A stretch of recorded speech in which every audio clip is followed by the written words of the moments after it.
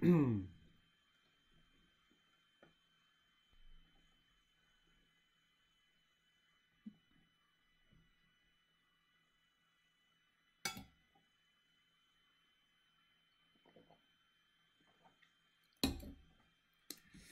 everyone, I want to work through a couple questions from the business math class as well as math for arts. So I've listed a couple questions that I thought might be nice to review for those of you in Math 114 before as we work towards Tuesday's test. So the first question is regarding a deferred annuity. And the question goes like this. In 5 years, we're going to get our deferred annuity and it's going to pay us $500 at the end of every month for 2 years. Okay, so at the end of 7 years, our annuity is going to be complete, but we'd like to figure out the present value of that annuity. So we know that all of our money is going to earn 5% compounded quarterly. What's it worth today? So take a few moments to kind of sort through that question. See if you can set up a time diagram, because that might be helpful for some of you in this particular question. And I'm going to pet Doggo here because we've had a good day together. We've had a good day walking around Penticton, haven't we? We got hailed on today. Yeah, we did. I know. Now we'll give a good shake. There you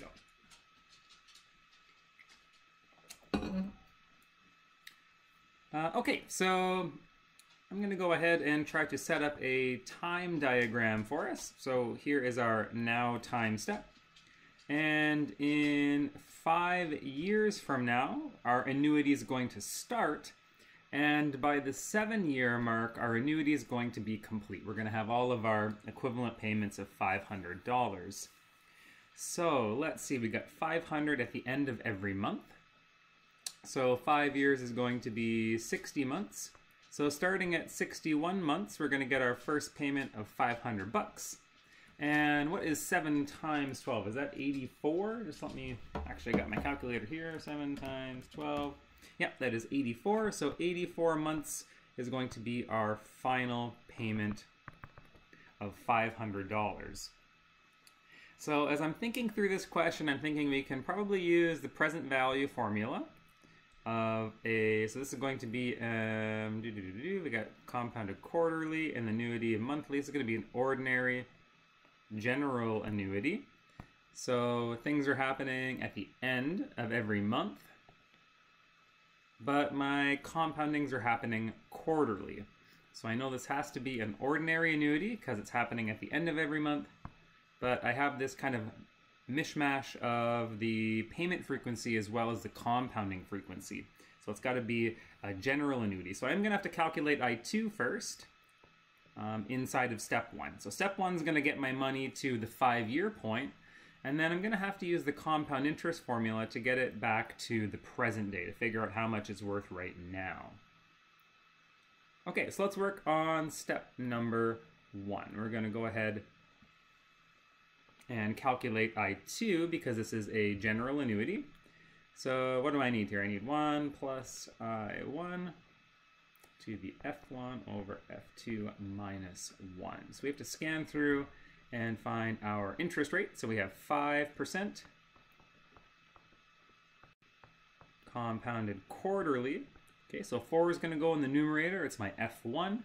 And I would like a monthly rate. So I'm going to use 12 here inside of the denominator of that power. So let's go ahead and get our I2.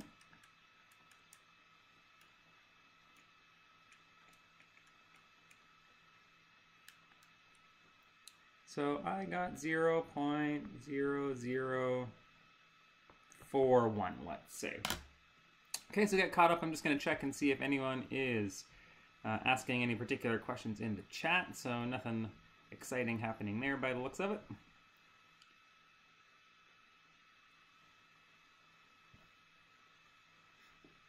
So I'm going to go ahead and use the present value formula for an ordinary annuity. So that's my payment times 1 minus 1 plus, in our case, I2 to the negative n over I2.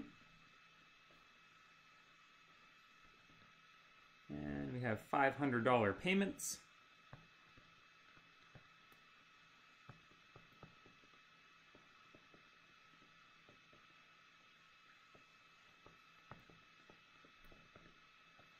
So the last step is to try to figure out how many equal-sized payments we have. It's going to be a 2-year stream. So that means since I have monthly payments for 2 years, I should have negative 24 here. So I have 24 equal-sized payments. So the next thing we want to do is try to calculate the present value here.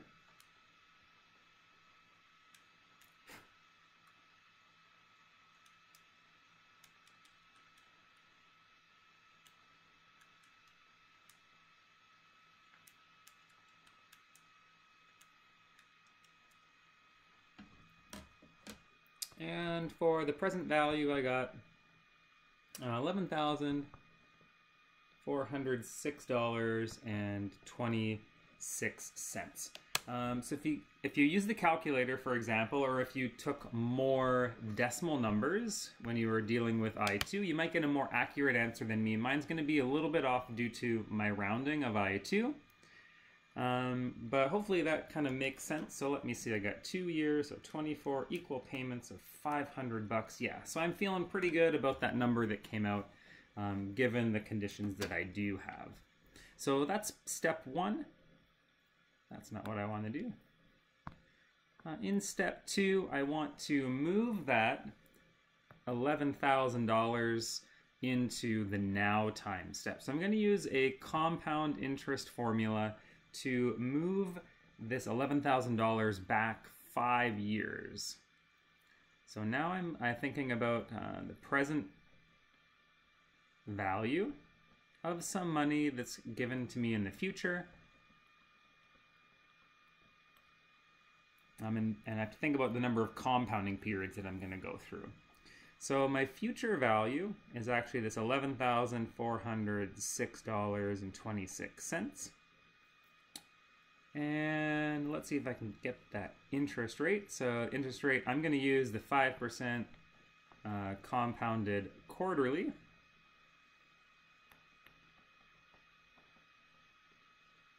Okay, so 5% compounded quarterly. And I have a span of 5 years, 4 compounding periods per year. So I'm going to have 20 altogether.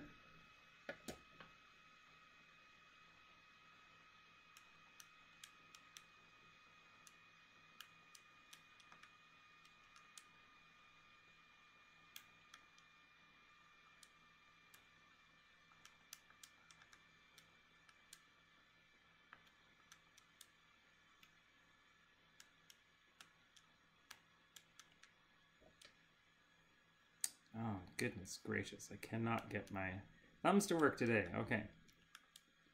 So that's that to the exponent of 20.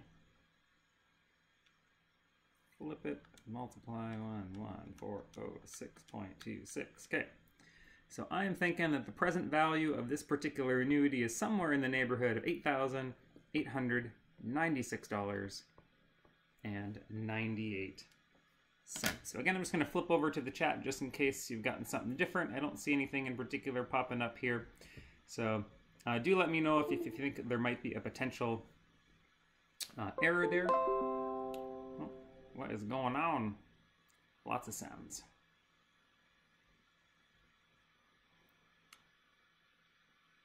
And I'm feeling pretty good about that answer.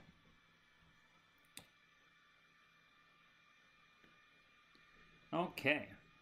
So, next up, let's work through one of the more challenging questions involving a couple of the annuity payment streams happening at the same time. And we're going to have to maybe add them together or subtract them.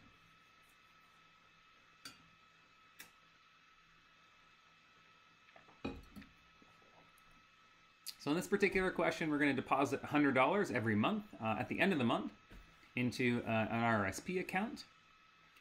At the end of every quarter, though, we're going to deposit an extra $400. So we're going to have a total of $500 every quarter. And we want to figure out how much we're going to save doing this for 5 years. So let's assume that it's the top of the year, so it's January. Okay, and we're going to get 2.75% compounded monthly. That's going to be our interest rate. Okay, so again, if you're kind of watching live, take a moment to see if you can set up that time diagram, because that could be potentially helpful for you.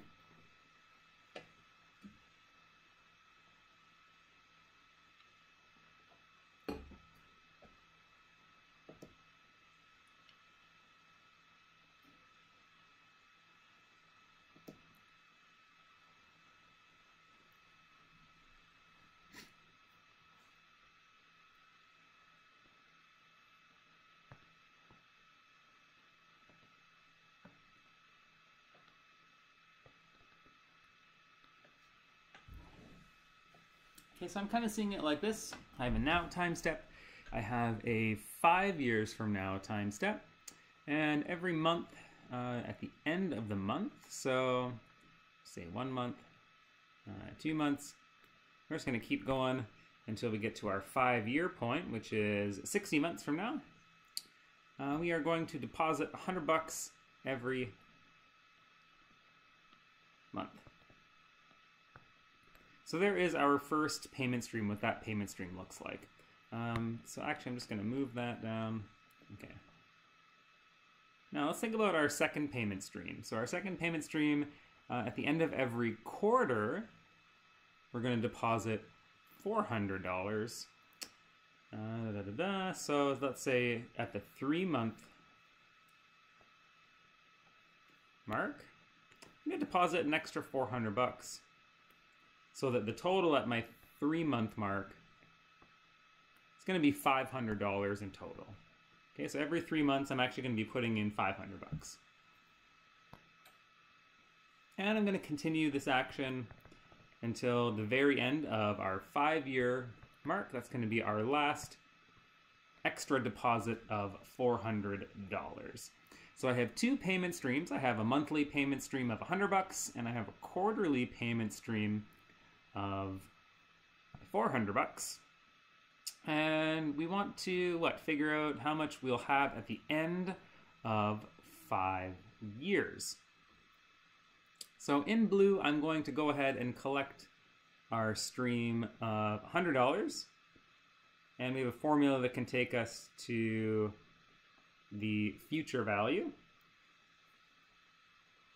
And in green, I'm going to collect all of our money down here, all of our $400 deposits.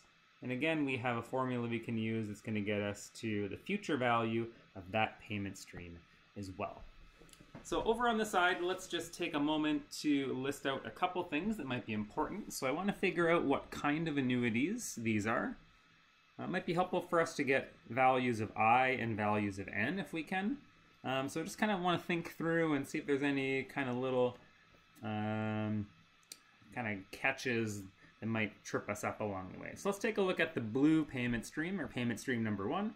This is a monthly payment stream, and our interest rate is compounding monthly.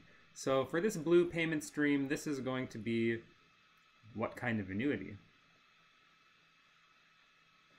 It's going to be an ordinary annuity because we have payments happening at the end of every month.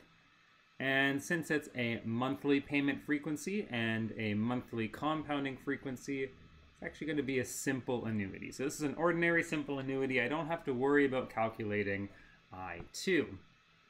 However, you may have noticed for our green payment stream, once again, this is going to be an ordinary annuity because my $400 are coming out at the end, or I'm putting those in at the end of every quarter. However, I have quarterly payment frequencies and monthly compounding frequencies, so this is going to be a general annuity. So I do need I2 in the second step of this particular question. Okay, so I'm going to go ahead and try to set up what number 1 is going to look like. We want the future value of a payment stream. It's a simple annuity, so I don't need to calculate I2. So we need 1 plus I to the n minus 1 over I. And we're just going to try to go in and search out all of our numbers. So we have equal payments of $100. And we have 0.0, so 275 monthly.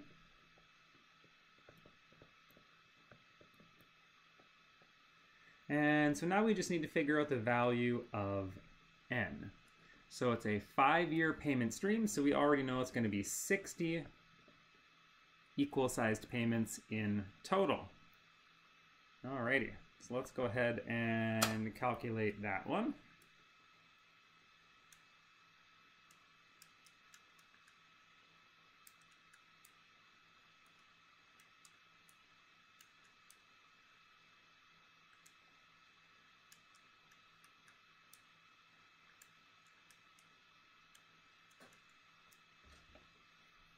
Okay, so I get a future value of somewhere around $6,424.20.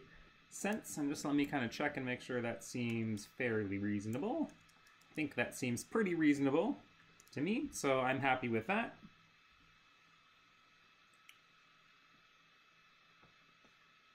Okay, so I'm going to move into step 2. In step 2, I'm going to have to calculate I2. And then I'm going to use the future value of an ordinary general annuity. Okay, so I2 is going to be 1 plus our current interest rate. Oops, there should be a 5 there, which is 0.275 by 12. Okay, so currently we have a monthly interest rate, but I would like a quarterly interest rate in order to do these calculations. So let's see, 1 plus 0.0275 by 12. 3 minus 1. So I got a quarterly interest rate. Just going to round here to 0.0069. And with that value of I2, we can now calculate the future value of our second payment stream, which is going to be $400. 1 plus I2 minus 1, 0.069. So what is our value of N? How many equal-sized payments am I going to have in my second payment stream? So I have quarterly payments for 5 years, so I'm guessing we should have N equals to 20 here. Quarterly payments for 5 years. Okay, so let's go ahead and get a number for this future value.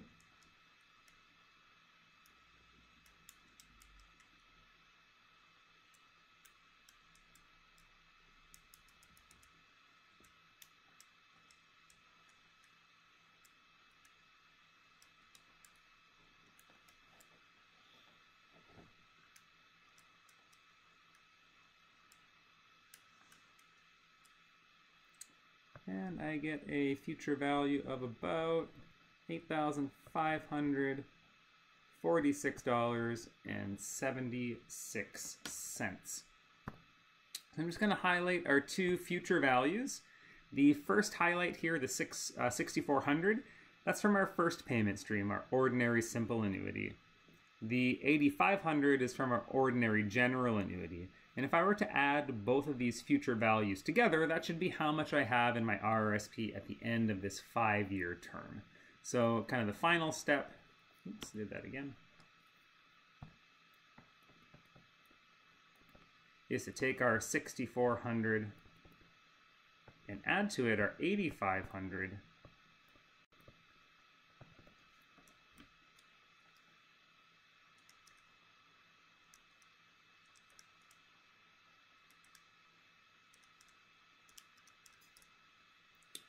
And I get a final future value, oops, that's not right, a final future value of about $14,970.96.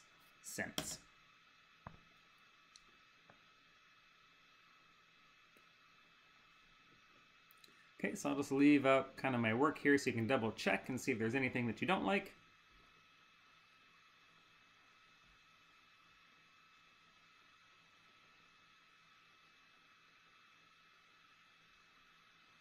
Okay, so definitely do expect at least one question where you're going to have to either add two payment streams together like this or subtract two payment streams from each other.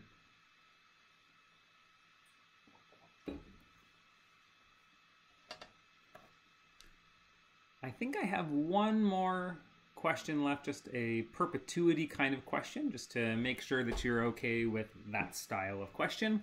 We have a perpetuity. It's going to pay $200 at the beginning of each month, and that's going to start right now. Money currently earns 7.5% compounded monthly. I want to figure out the present value of this perpetuity. So notice here we have the beginning of each month. So I'm just going to highlight kind of the words that are important to me. So beginning of each month tells me this is a perpetuity due. So the perpetuity due formula is the payment plus the payment divided by I. So I've kind of already zeroed in on what formula I need to use, just based on the fact that I know it's a perpetuity and I know it's happening at the beginning of each payment period. Next up, I want to figure out if I need to calculate I2 or if I can just use the interest rate that's given to me in the question. So I'm depositing, or my apologies, I'm receiving $200 every month. So my payment frequency is monthly. My compounding frequency is monthly. So I'm good to go. This is a simple perpetuity due. Yeah, I don't have to calculate I2. So we can just jump right into it. The present value of our perpetuity due, like we said, is the payment plus the payment divided by our interest rate. We have equivalent payments of $200. And our monthly interest rate is 7.5% compounded monthly. Okay, let's see.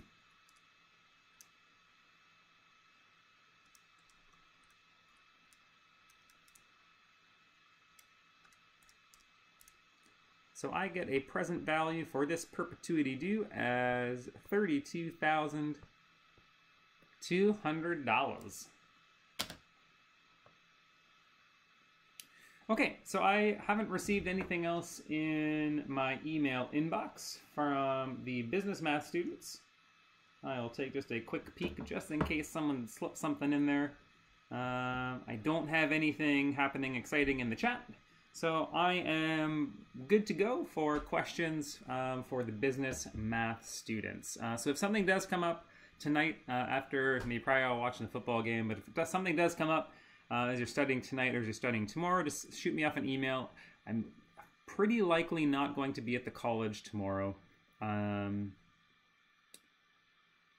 yeah, there's no way that I would really be able to tell you if I was going to be there at all anyway. So I would say the safest bet is just to send me an email, and I'll try to answer any questions you might have via email over the next couple days. So for the last little bit of the live stream, I just want to work through a couple arrangement questions for my Essential Math for Art students. So we're going to work with some of the factorial notation stuff we've been doing in class. We're going to do some arranging of some objects just to kind of do a little bit of review for that for you for your test that's also coming up on Tuesday. So first and foremost, how many ways can we choose 5 people out of a group of 7?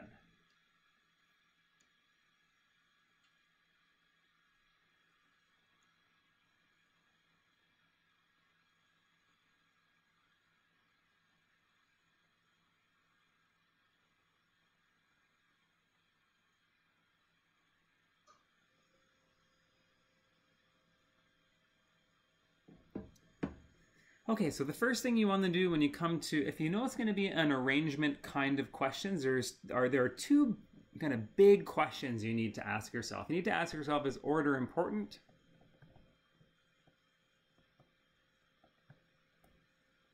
Okay, if it is, if the answer to that question is yes, then you know you're working with permutations. You're working with the P formula, NPR.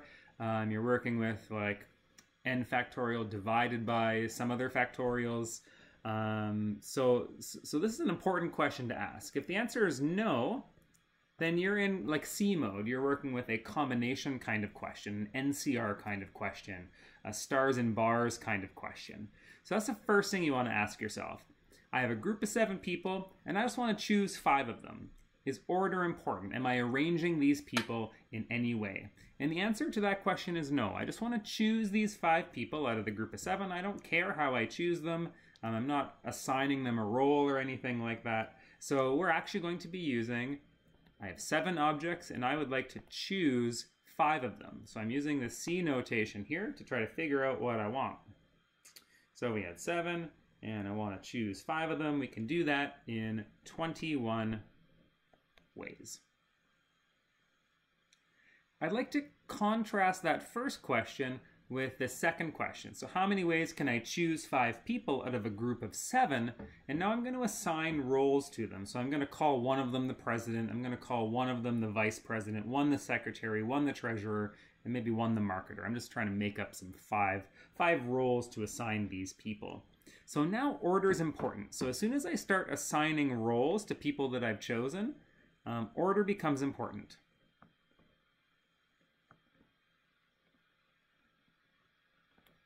It's almost like I am taking these 5 people now and lining them up in a row.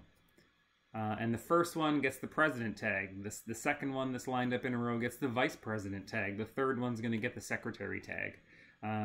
So now that I know that order is important, I'm working in a permutation kind of place. So I have 7 total objects, and I want to choose 5 of them, but I also want to arrange those 5 people. So that's what 7P5 does, is it chooses those people for us, and it also arranges them as well. Or in our case, it actually is going to assign the roles for us. So 7P5, the number of ways where I can choose 5 people and assign roles to them, is actually going to be much higher than the number of ways that I can just simply choose these people. So now we have about 2,520 ways to choose these people as well as assign roles to them.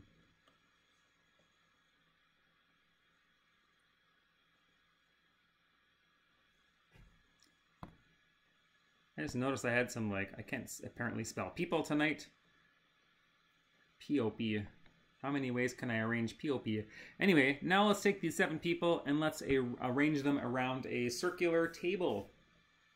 So how many ways can I arrange them around a circular table? Well, we know that there is a circle permutation formula. That's n minus 1 factorial.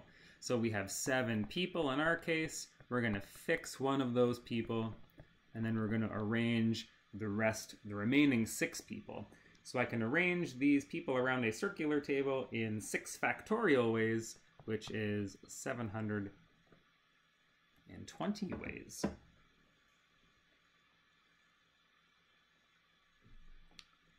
Okay, next up, what if I take all of these 7 people and I line them up in a row? So again, order is important here. I'm lining up, I'm arranging these 7 people. So we can either go straight to 7 factorial, which is the number of ways to arrange 7 people, or we could also use the P notation. We could say, well, I have 7 people in total. I'd like to choose all 7 of them and arrange all of them. So 7P7 and 7 factorial, I think, give us the same final answer here. So let's see. 7 factorial gives me 5040. And 7P7 also gives me 5040. Okay, so kind of 2 different ways to tackle this particular question.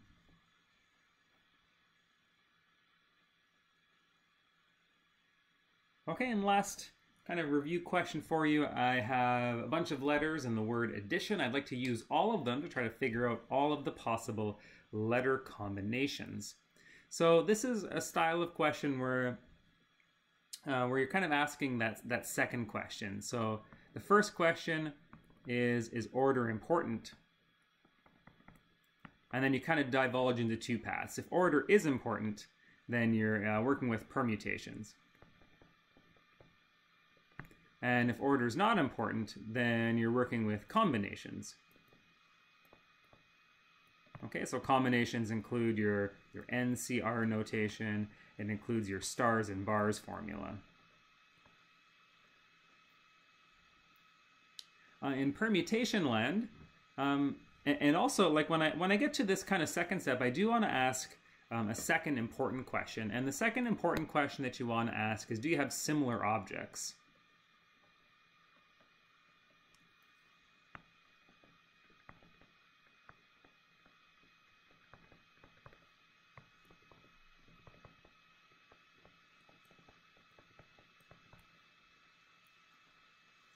And then you kind of divulge paths based on the answer to this question as well. So we kind of go in almost like four different directions. So up here we're kind of in permutation land, and down here we're in combination land. If I have similar objects in combination land, that is the stars and bars formula. If I don't have similar objects, then it's the NCR formula. So that's how I kind of diverge paths if I know it's a combination kind of question. If it's a permutation kind of question, and I have similar objects, then our formula is n factorial divided by r1 factorial, r2 factorial, and so on and so on. So we order all of our objects, and then we start dividing out the repeated objects that we do have. So for example, in our word addition, I have 1, 2, 3, 4, 5, 6, 7, 8 letters in total that I would like to arrange to create new words. And I have some repeated letters. I have 2 D's that I need to divide out the repetition. I have 2 I's as well that I need to divide out the repetition. So that's how I tackle this kind of permutation question.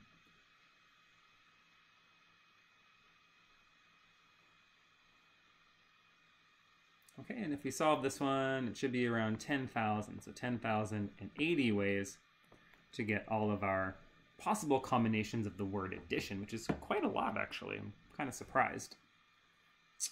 However, if you kind of want to finish off this little flow chart down here, if I don't have similar objects, then you're one of two things. Either you're an NPR or you're a circle permutation, just kind of based on the way the question is worded. So this is kind of my flow chart that I kind of work through in my brain. Whenever I know I'm arranging stuff, I ask, is order important? If the answer is yes, it's a permutation kind of question. If the answer is no, it's a combination kind of question. And then the second important question you want to ask is, do I have similar objects? So do I have do I have like 5 apples and I can't really tell the difference between these apples? I'm working with letters, so, and some of these letters are the same, like 2 D's or 2 I's or something like that. So if the answer is yes, then there's certain formulas that go along with the permutation side and certain formulas that go along with the combination side. If the answer is no, then again, there's kind of certain formulas that you kind of zero in on the permutation side and certain formulas you zero in on the combination side. So hopefully that flow chart's helpful. It's something that you probably want to keep in the back of your mind. You are going to get all of these formulas on the test on Tuesday. There'll be a formula sheet. So you would have seen that if you were in the review class. Otherwise, I say just work through a lot of problems. So go to the textbook, try to work through as many of those problems as you can, just to try to get a better idea of kind of when to use certain things. So just going to quickly check. Nothing exciting happening in the chat. And on the email, I don't have any email, so I'm going to call it quits here. Again, for those of you that are in Math 111, if you do have some questions, just let me know via email, and I'll try to help answer those questions as best as I can. All right, talk to you guys later. Bye.